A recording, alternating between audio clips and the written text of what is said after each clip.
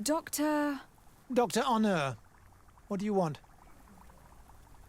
What is your role and what is your research topic? I'm in charge of the governor's laboratories. My main research concerns the Malachor, of course. Above all, we searched for a way to reduce the suffering of the sick. What were you looking for? Now that we have access to my colleague Asili's work, it gives us hope of finding a cure.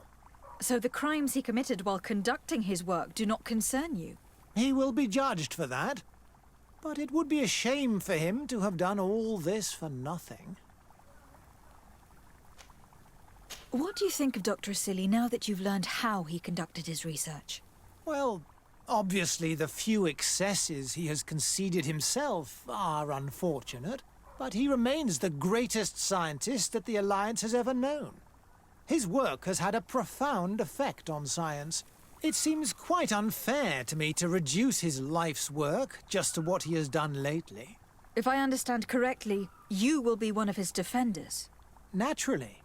I don't deny that he made a terrible mistake, but he meant well. And he was probably acting on behalf of our helplessness to combat the Malachor. Would you agree to speak at the trial? Your influence could be crucial. Oh, but I already intended to give a statement. His lawyer came to find me. So you were ready to defend a man who used torture and murder to advance his research? Indeed. Because I think the entire work of a scientist should not be judged on a single mistake. It is obvious that he should not have used such methods, but Asili has never been very political. I doubt he understood the implications of his actions. So you're saying the only problem in this case is political? Essentially, yes. The war he nearly caused could have been expensive for our governor and the city, but let's not fool ourselves. No tears will be shed over the fate of a few of those bloodthirsty savages.